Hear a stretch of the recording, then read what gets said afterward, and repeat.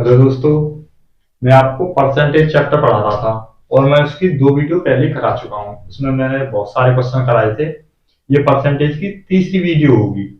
इसमें भी कुछ क्वेश्चन कराएंगे और ये परसेंटेज की आखिरी वीडियो होगी आज। ठीक है, चलिए क्वेश्चन देखते हैं। और क्वेश्चन करने से पहले मैं आपको एक मोटिवेशनल शायरी सुनाता हूँ। ठीक है, चलिए। अपनी मंजिल को भुलाकर जिया तो क्या जिया। क्या? अपनी मंजिल को भुलाकर जिया तो क्या जिया, है दम तो उसे पाकर देखा। और खून से लिख दे अपनी कामयाबी की कहानी, और बोल इस उस किस्मत को है दम तो हरा के दिखा। चलिए क्वेश्चन देखते हैं आगे। ठीक है,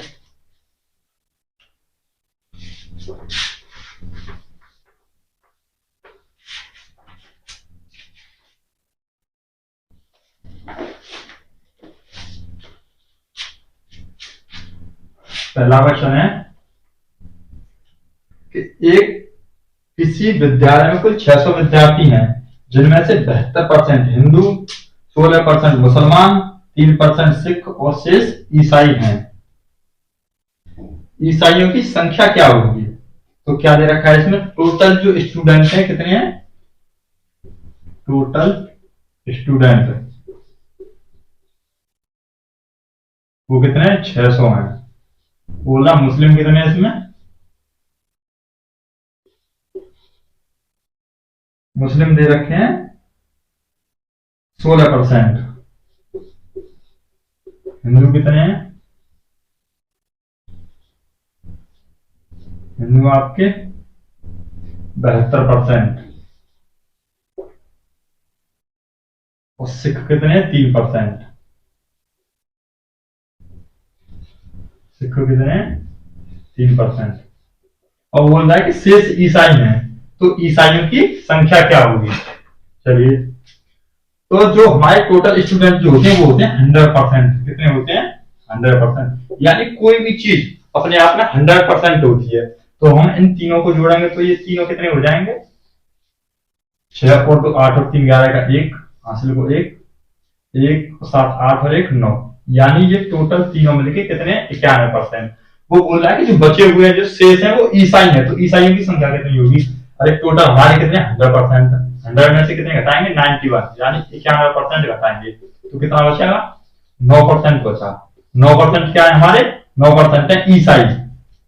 क्या है, ईसाई कितने हैं, 9%।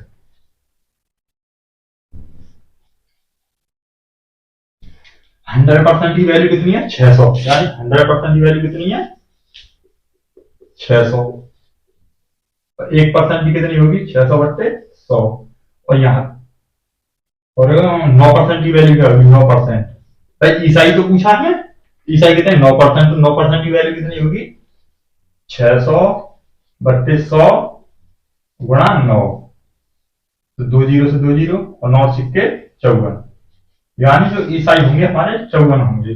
अगर इसमें ये पूछता कि ईसाइयों का परसेंटेज कितना है, ईसाइयों का ईसाई कितने परसेंट है, तो वो आता आंसर 9%। लेकिन उसने पूछा ईसाइयों की संख्या क्या होगी, तो संख्या क्या होगी, 54। चलिए अगला क्वेश्चन देखते हैं।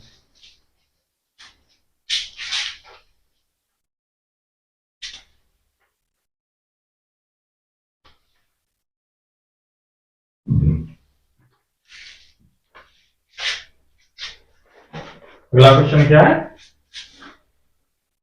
अगला एक लड़के को किसी राशि का 3 सही 1/2% ज्ञात करने के लिए कहा गया। उसने प्रश्न को गलत पढ़कर उसका 5 सही 1/2% निकाल दिया, तब उसका उत्तर 220 था। सही उत्तर क्या होगा, यानी एक लड़के को कितना निकालने को कहा गया, 3 सही 1/2%। 3 सही 1/2% निकालने के लिए कहा गया, लेकिन उसने 3 सही 1/2% की जगह पे क्या निकाल दिया, 5 सही 1/2% निकाल दिया। कितना, 5 सही 1/2% निकाल दिया। तो आंसर उसका कितना था, 220 था। यही तो बोला क्वेश्चन में कि एक लड़के को किसी राशि का 3 सही 1/2% ज्ञात करने के लिए कहा गया। उसने प्रश्न को गलत पढ़कर उसका 5 सही 1/2% निकाल दिया, तब उसका उत्तर 220 था। तो सही उत्तर क्या होगा, तो सही आंसर क्या होगा, यानी किसी संख्या का माना, संख्या क्या है, संख्या हमने माना संख्या क्या है, x है। तो संख्या का 3/3 निकालना था, लेकिन संख्या का उसने निकाल कितना दिया, x का निकाल दिया उसने 5 दूनी 10 और एक 11/2% लिखने से 11/2% निकाल दिया। तो आंसर कितना आया 220। तो परसेंटेज हटाएंगे तो नीचे क्या लगाएंगे 100, यानी x गुणा 11/2 और नीचे क्या लगा देंगे 100 का गुणा कर देंगे, कितना आया 220 यहाँ पे। तो x की वैल्यू क्या आएगी 220 गुणा 100 दूनी 200/11, यानी इस 11 का गुणा हो रहा है, इधर आके मैंने भाग कर दिया और इसका भाग हो रहा है, तो इधर मैंने क्या कर दिया गुणा कर दिया 200। 11 से काटेंगे 11 दूनी 22, यानी 2 दूनी 4, 1 2 3 0 लगा देंगे, 4000 आ गया आंसर। यानी वो संख्या कितनी थी, संख्या थी हमारी 4000, संख्या क्या थी हमारी x थी, x की वैल्यू कितनी आएगी 4000, तो संख्या क्या थी हमारी 4000। 4000 का हमें कितना निकालना था 3/1/2%, यानी इसे ऐसे लिख दूं 3 दूनी 6 और 1 7/2%, 7/2%, और परसेंट को हटाएंगे तो नीचे क्या लगाएंगे 100 लगा देंगे, यानी 7/2 और परसेंट हटाएंगे तो नीचे क्या लगा देंगे 100 लगा देंगे। 2 जीरो तो 2 जीरो कट जाएंगे, 2 से काटेंगे 40 20 बार और 7 दूनी 14, यानी आंसर क्या आ गया 140, यानी 3/1/2% निकालना था संख्या का, तो हमने 3/1/2% निकाल दिया, यही सही आंसर होगा। क्या आंसर आना था उसका 140, ठीक है। उसने गलत आंसर निकाल दिया था 220, ये 220 गलत था, सही क्या है 140। चलिए अगला क्वेश्चन देखते हैं।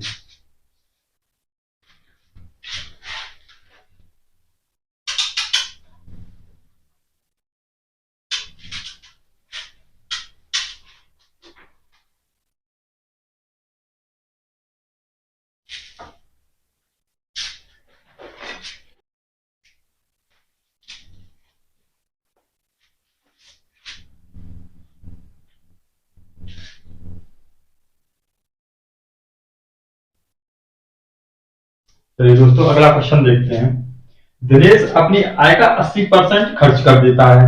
यदि उसकी आय में 16.2/3% की वृद्धि हो जाए तो उसके खर्च में 37.5% की वृद्धि हो जाती है, तो उसकी प्रतिशत बचत क्या है। तो दिनेश अपनी आय का कितना खर्च कर देता है 80% खर्च कर देता है। माना ये है उसकी आय और ये खर्च है और ये क्या है बचत, यानी अगर वो 100 कमाता है, कितना 100 कमाता है तो कितना करता है 80 खर्च कर देता है।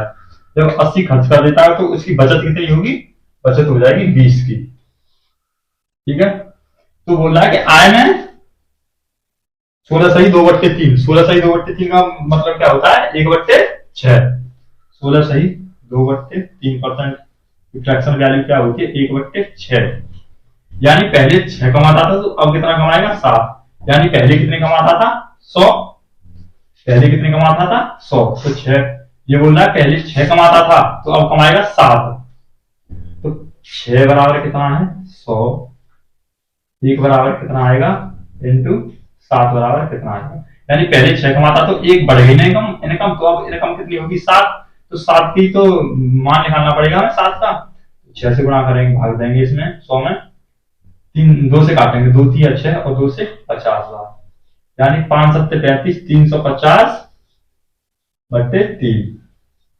यानी अगर वो पहले उसकी इनकम 100 थी तो अब कितनी हो गई 350/3 हो गई।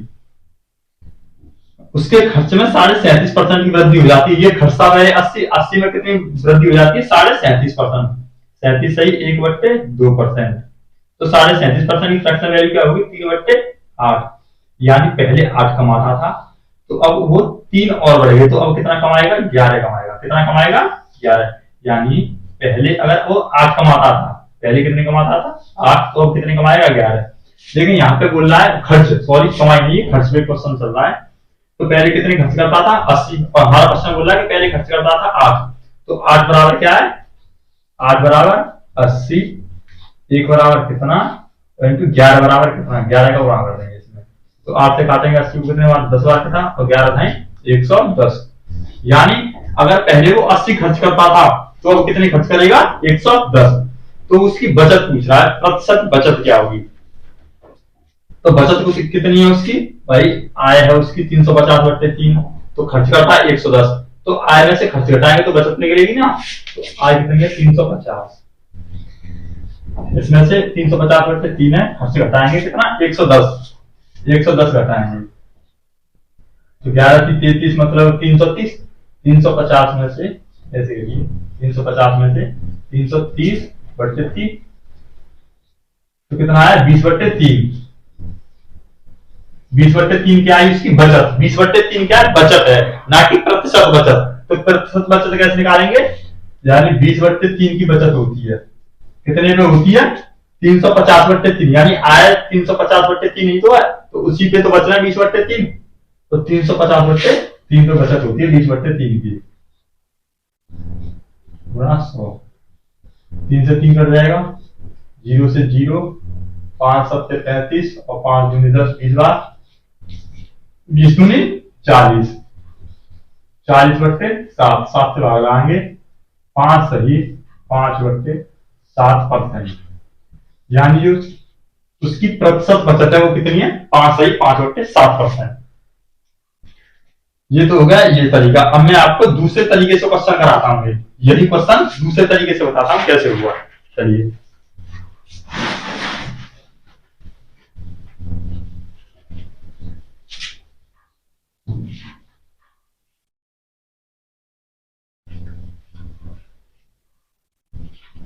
देखिए, क्वेश्चन में बोल रहा है कि दिनेश अपनी आय का कितना खर्च कर देता है, 80% खर्च कर देता है। माना उसकी इनकम हम 100 की है तो 600 मानेंगे, कितनी मानेंगे 600 मानेंगे, तो 80% खर्च कर देता है, यानी 600 का कितना खर्च कर देता है 80%। 80% की फ्रैक्शन वैल्यू क्या होगी 4/5, तो 5 में से 4 खर्च कर देता है, तो बचत क्या होगी, खर्च कितना करता है 4/5,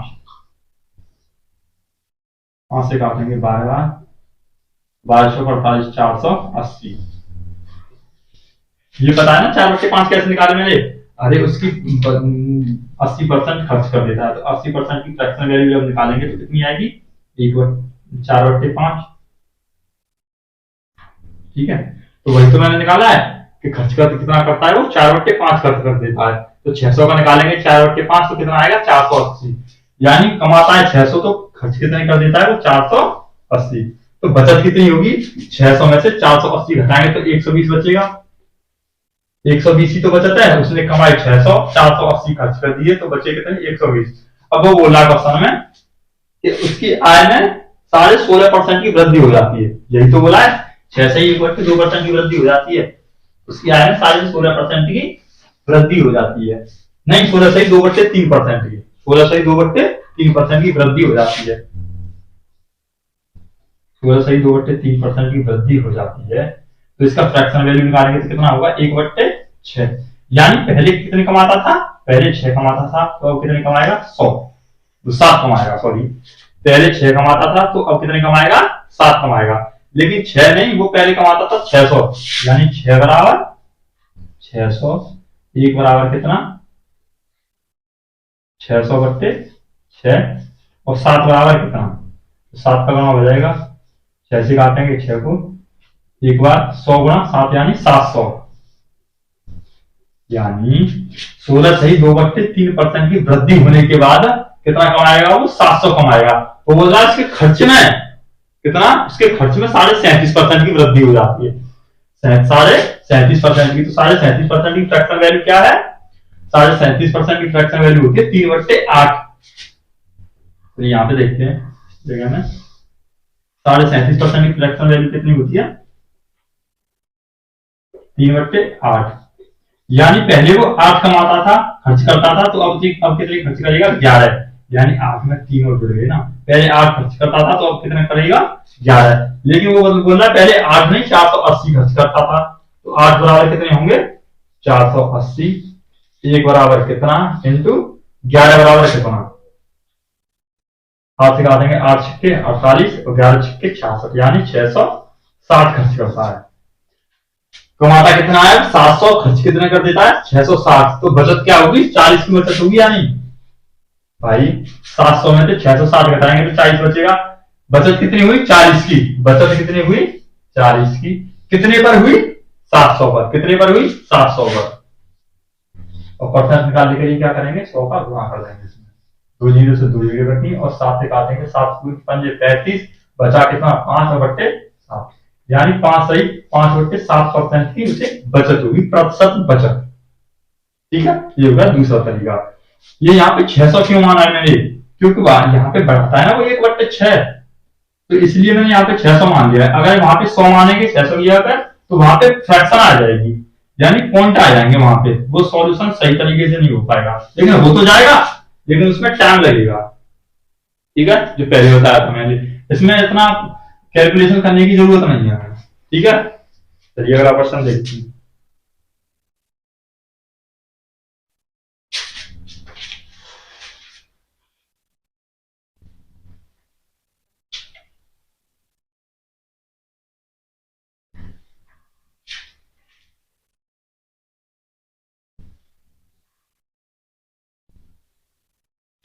चलिए दोस्तों,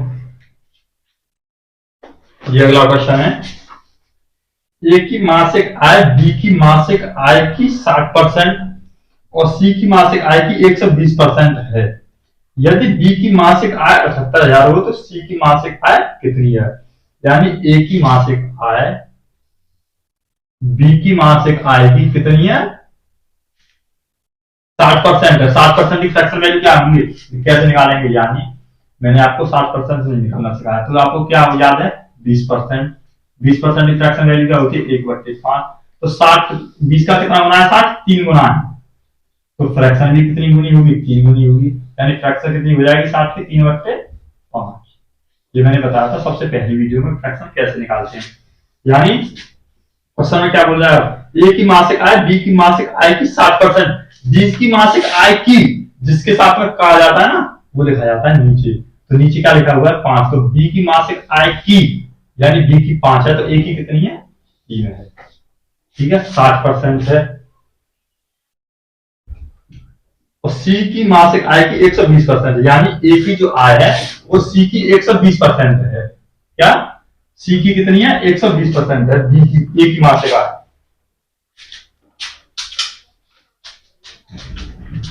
ए की जो इनकम है वो सी की 120% है, यानी 120% बट्टे 100 निकालेंगे, 0 से 0, 2 से काटेंगे 2 के बाद 5, यानी अगर ये 5 है तो ये कितना हुआ 6 हुआ, कितना हुआ 6 हुआ।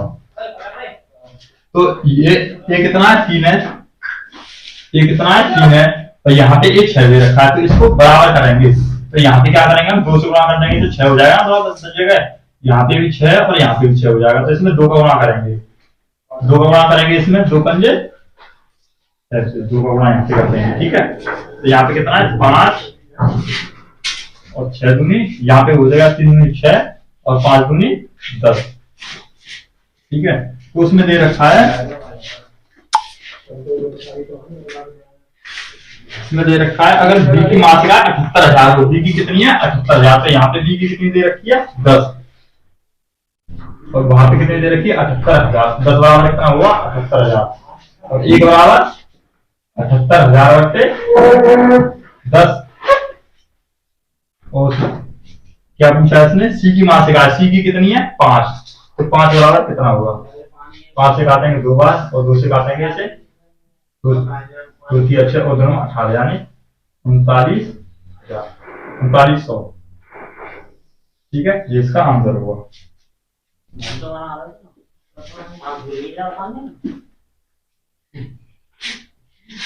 जीरो यहाँ पे आएगी 39,000 है। ठीक है, तो जीरो का जो थोड़ी है इसकी 5 से काटा 10 को 2 बार, ये जीरो तो ऐसी है ना, तो आंसर क्या है इसका 39,000। चलिए अगला क्वेश्चन देखते हैं।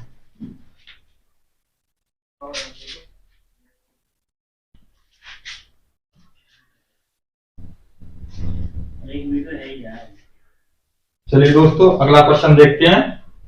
प्रदीप के इतिहास में प्राप्तांक गणित में उसके अंकों के 60% के बराबर हैं तथा गणित में उसके अंक उसे भौतिकी में मिले अंकों के 60% के बराबर हैं। यदि तीनों विषयों में उसे कुल प्राप्तांक 147 हों तो इतिहास में उसके कितने अंक हैं। चलिए फिजिक्स के इतिहास में कितने अंक हैं, यानी हिस्ट्री में जो अंक हैं उसके, गणित में उसके अंकों के 60% के बराबर है, यानी मैथ में उसके जो अंक हैं उसके 60% के अंकों के बराबर हैं।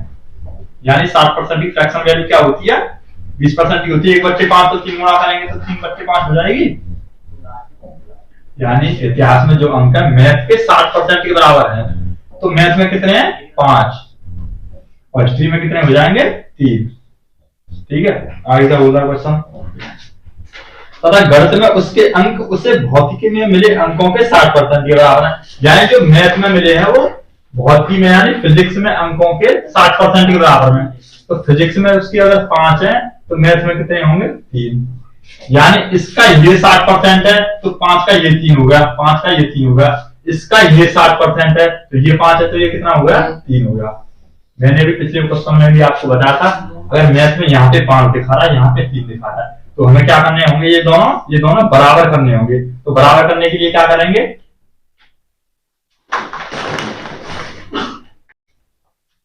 मैंने क्या बता रहा था आपको कि यहाँ पे जो मैथ में जो अंक मिले, यहाँ पे तो 5 है, यहाँ पे 3 है, तो हमें ये दोनों क्या करने होंगे, ये बराबर करने होंगे। तो बराबर करने के लिए क्या करेंगे, यहाँ पे तो 3 का गुणा कर देंगे और यहाँ पे कितना गुणा करेंगे, 5 का। ऐसा नहीं है कि 3 का केवल 5 में गुणा करेंगे, 3 का जो गुणा करेंगे ये पूरी लाइन में करेंगे यहाँ तक, और 5 का गुणा करेंगे ये पूरी लाइन में करेंगे। तो यहाँ पे कितना हो गया, 3 पंजे 15 हो जाएगा। ये कितना होगा, 3 गुणा करेंगे 3 तिया 9 हो गया, और ये कितना होगा, 15 हो गया, और ये कितना हो गया 5 का, इस 5 का भी गुणा इसमें भी करेंगे तो 25 25। अब वो क्या बोल रहा है क्वेश्चन में आगे कि तीनों विषयों में उसे कुल 147 हों।